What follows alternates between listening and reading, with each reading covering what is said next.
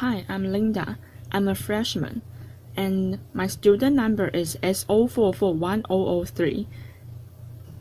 I'm going to deliver a speech called Your Body Language Shapes Who You Are by Amy Cuddy.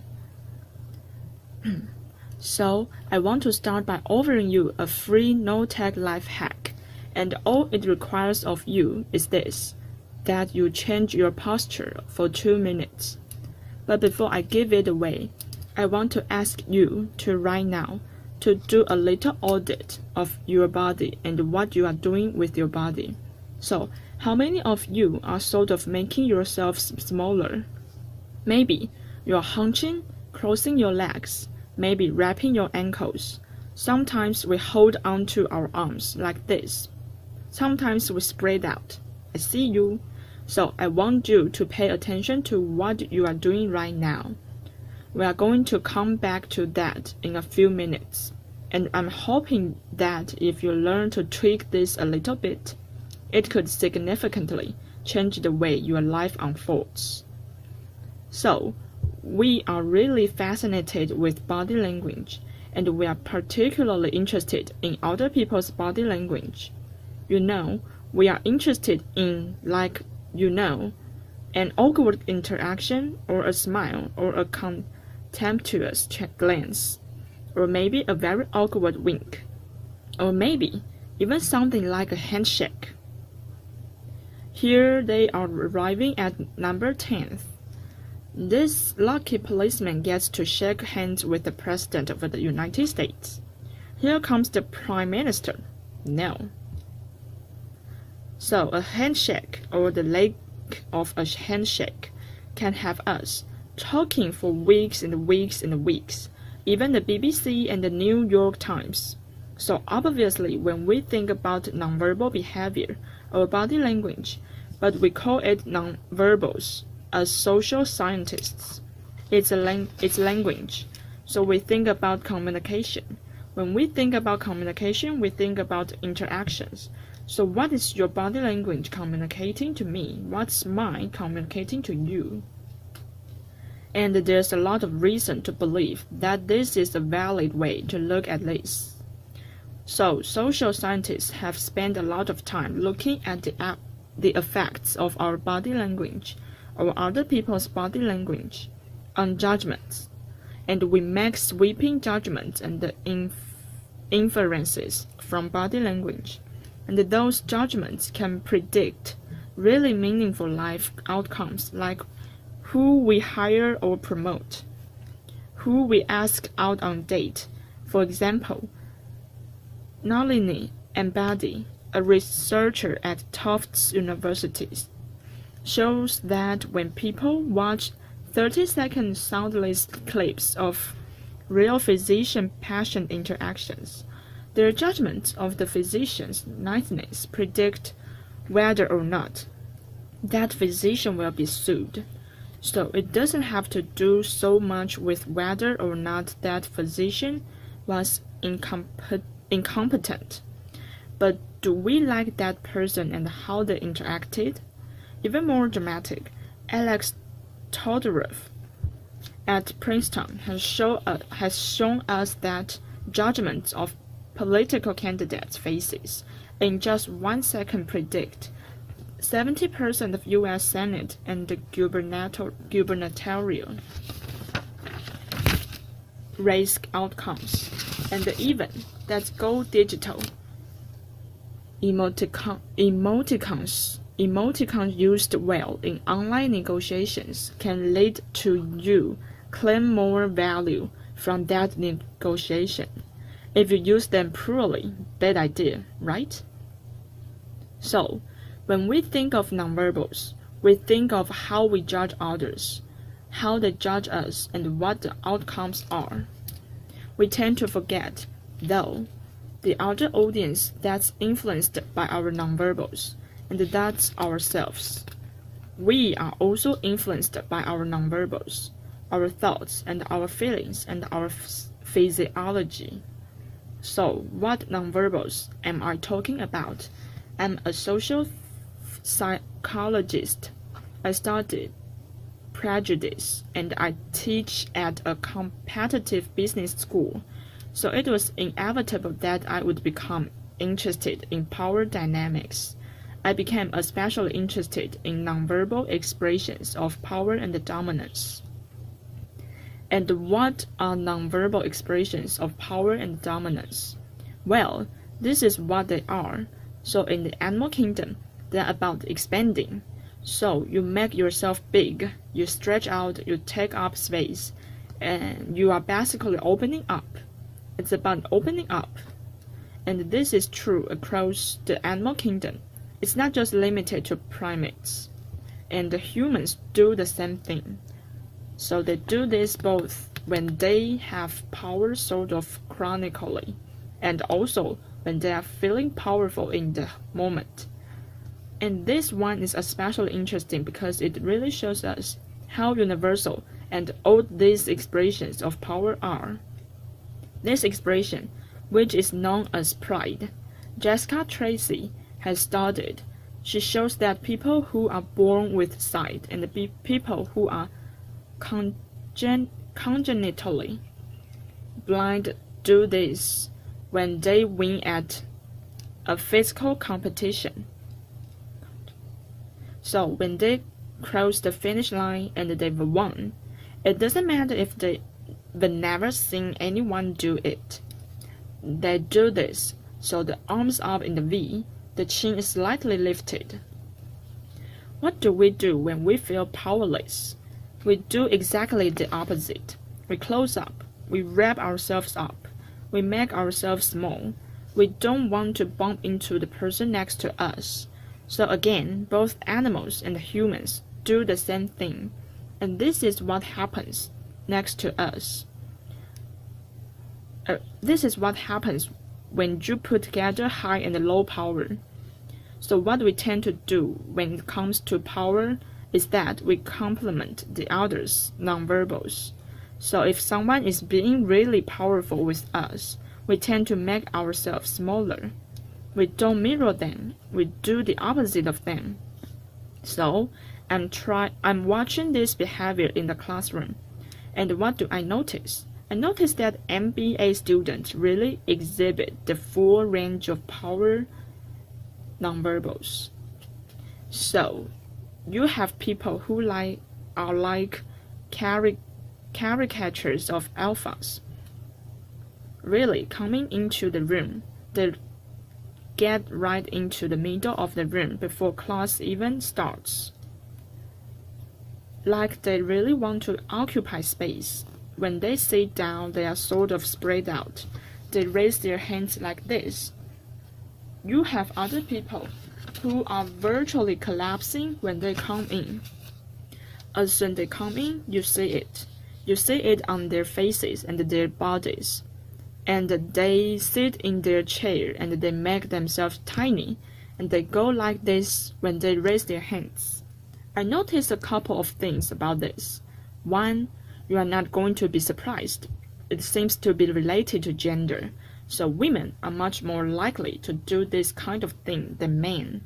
Women feel chronically less powerful than men, so this is not surprising. But the other thing I noticed is that it also seemed to be related to the extent to which the students were participating, and how well they were participating. And this is really important in the MBA classroom, because participation counts for half the grade. So business schools have been struggling with this gender grade gap. You get these equally qualified women and men coming in, and then you get this difference in grades. And it seems to be partly attributable to participation. So I started to wonder, okay, so you have these people coming in like this, and they are participating. Is it possible that we could get people to fake it, and would it lead them to participate more? So my main collaborator, Donna Carney, who's at Berkeley, and I really wanted to know, can you fake it till you make it?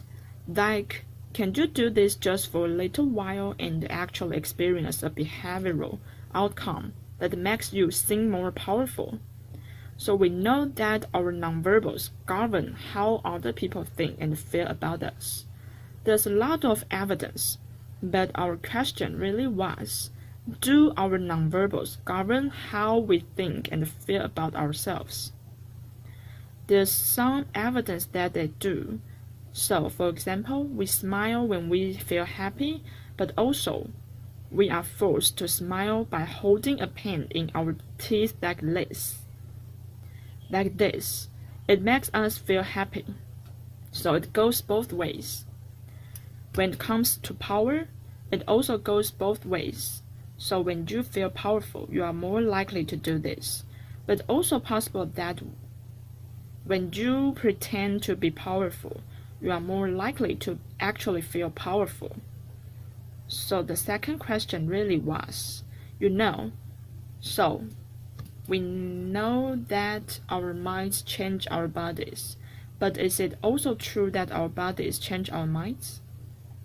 And when I say minds, in the case of the powerful, what am I talking about?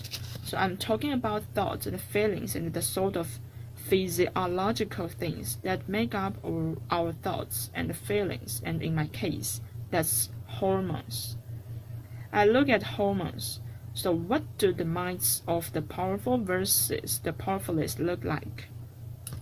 So powerful people tend to be, not surprisingly, more assertive and more confident and more optimistic.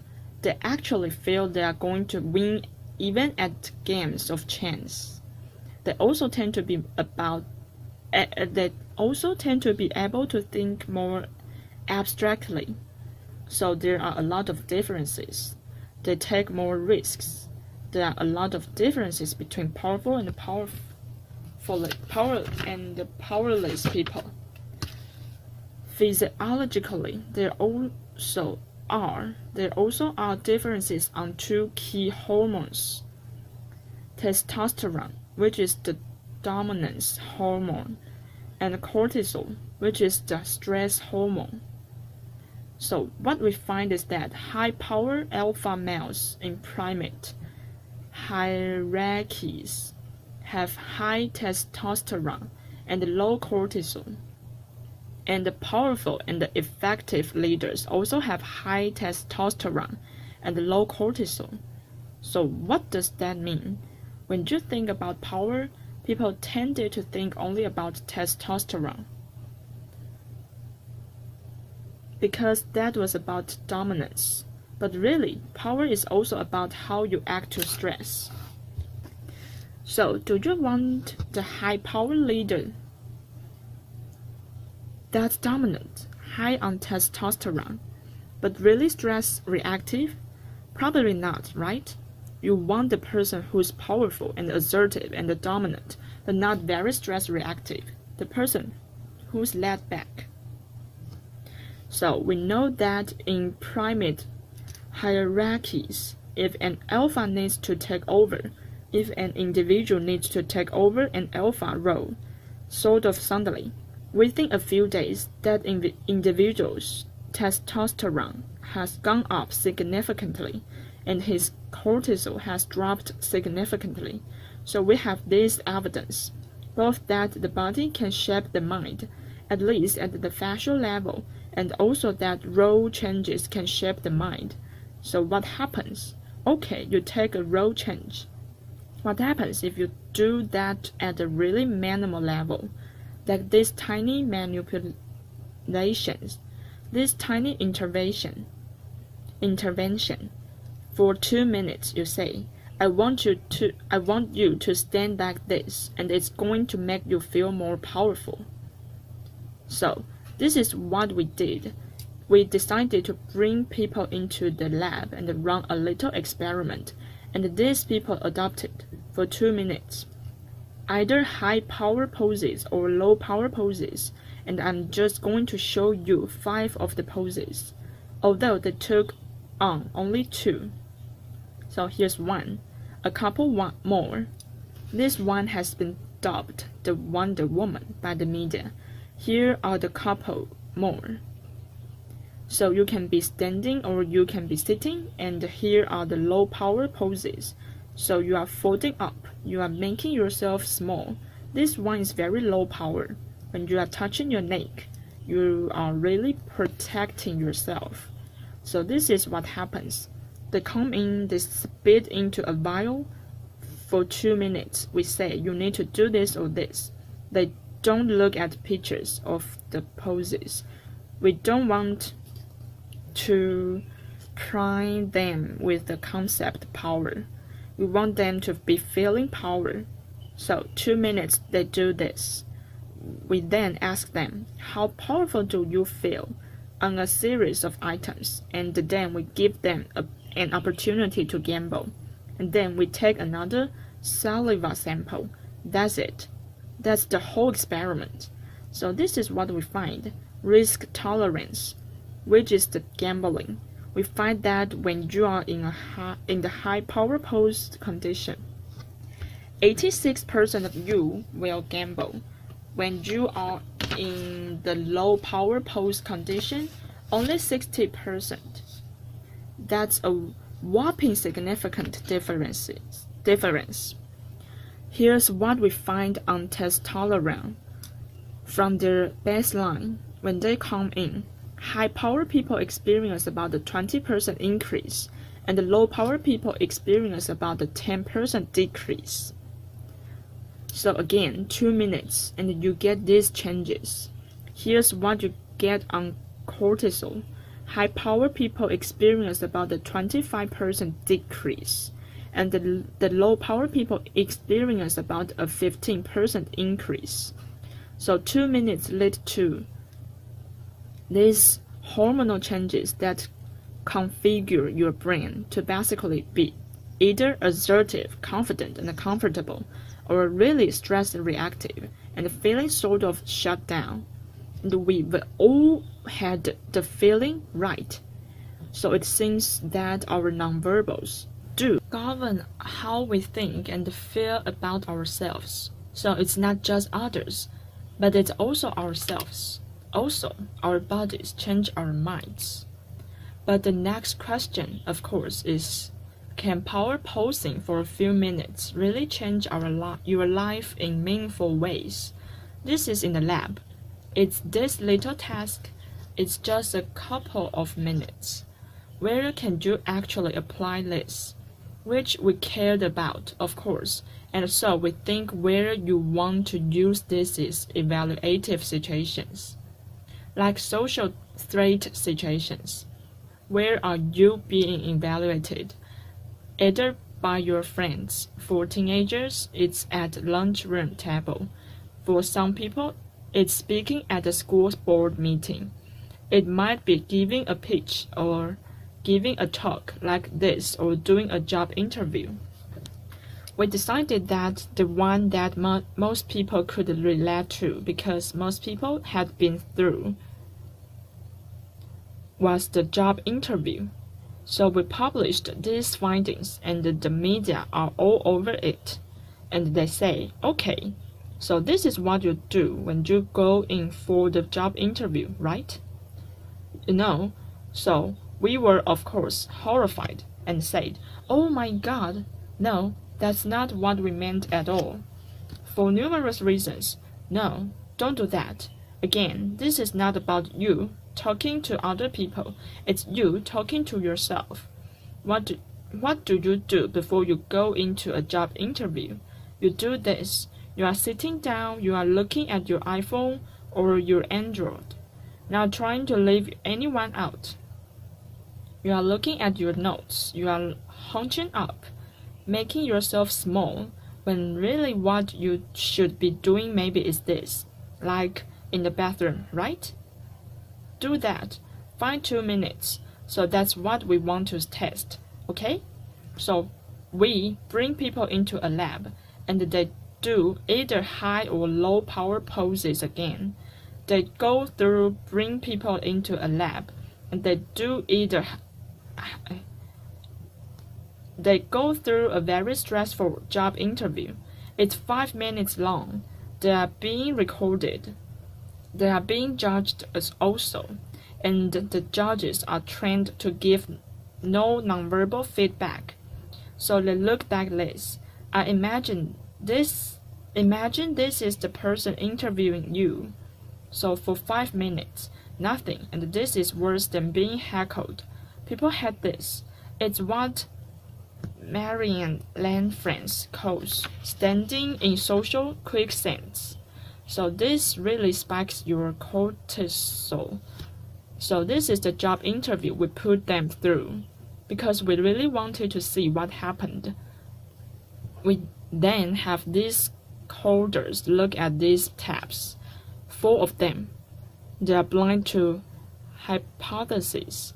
They are blind to the conditions. They have no idea who's been posing in what pose, and they end up looking at these sets of tabs and they say, we want to hire these people, all the high-power posers. We don't want to hire these people. We also evaluate these people much more positively overall. But what's driving it? It's not about the content of the speech. It's about the presence that they are bringing to the speech, because we rate them on all these variables related to competence, like how well structured is the speech, how good is it, what are their qualifications. No effect on those things. This is what's affected. These kinds of things. People are bringing their true selves. Basically, they are bringing themselves. They bring their ideas, but as themselves, with no, residue over them. So this is what's driving the effect, or mediating the effect. So when I tell people about this, that our bodies change our minds, and our minds can change our behavior, and our behavior can change our outcomes, they say to me, it feels fake, right? So I said, fake it till you make it. It's not me. I don't want to get there and then still feel like a fraud. I don't want to feel like an imposter. I don't want to get there only to feel like I'm not supposed to be here. And that really resonated with me, because I want to tell you a little story about being an imposter and feeling like I'm not supposed to be here. When I was 19, I was in a really bad car accident. I was thrown out of car, rolled several times. I was thrown from the car, and I woke up in the head injury rehab ward. And I had been withdrawn from college, and I learned that my IQ had dropped by 2 standard deviations, which was very traumatic. I knew my IQ because I had identified with being smart, and I had been called gifted as a child. So I'm taken out of college. I keep trying to go back. They say you are not going to finish college. Just, there are other things for you to do, but that's not going to work out for you. So I really struggled with this, and I have to say, having your identity taken from you, your core identity, and for me it was being smart. Having that taken from you, there's nothing that leaves you feeling more powerless than that. So I felt entirely powerless. I worked and worked, and I got lucky and worked, and I got lucky and worked. Eventually, I graduated from college. It took me 4 years longer than my peers, and I convinced someone, my angel advisor, Susan Fisk, to take me on. And so I ended up at Princeton, and I was like, I'm not supposed to be here. I'm an imposter. And the night before my first year talk, and the first year talk at Princeton is a 20-minute talk to 20 people. That's it.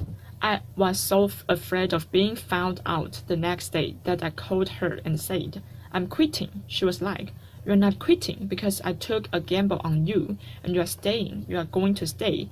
And this is what you are going to do. You are going to fake it.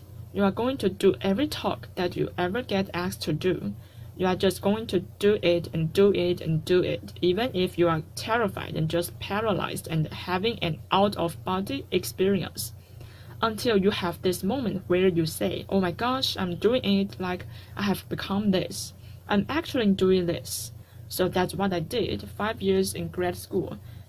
A few years, I'm at Northwestern. I moved to Harvard. I'm at Harvard. I'm not really thinking about it anymore, but for a long time I had been thinking, not supposed to be here. So at the end of my first year at Harvard, a student who had not talked in class the entire semester, who I had said, look, you've got to participate or else you are going to fail, came into my office. I really didn't know her at all. She came in totally defeated, and she said, I'm not supposed to be here. And that was the moment for me, because two things happened. One was that I realized oh my gosh, I don't feel like that anymore. I don't feel that anymore, but she does, and I get that feeling. And the second was she is supposed to be here, like she can fake it, she can become it. So I was like, yes, you are supposed to be here, and tomorrow you are going to fake it, you are going to make yourself powerful, and and you are going to go into the classroom, and you are going to give the best comment ever, And she gave the best comment ever, and people turned around and were like, oh my god, I didn't even notice her sitting there. She comes back to me months later, and I realized that she had not just faked it until she made it. She had actually faked it till she became it. So she had changed. And so I want to say to you, don't fake it until you make it. Fake it until you become it. Do it enough until you actually become it and internalize. The last thing I'm going to leave you with is this. Tiny tweaks can lead to big changes. So this is 2 minutes, 2 minutes, 2 minutes, 2 minutes. Before you go into the next stressful evaluative situation, for 2 minutes, try doing this in this elevator, in a bathroom stall, at your desk behind closed doors. That's what you want to do. Configure your brain to cope the best in that situation. Get your testosterone up. Get your cortisol down. Don't leave that situation feeling like, oh, I didn't show them who I am. Leave that situation feeling like, I really feel like I got to say who I am and show who I am. So I want to ask you first, both to try power posing, and also I want to ask you to share the science. Because this is simple. I don't have ego involved in this. Give it away. Share it with people, because the people who can use it the most are the ones with no resources and no technology and no status and no power. Give it to them because they can do it in private. They need their bodies, privacy, and 2 minutes, and it can significantly change the outcomes of their life. Thank you.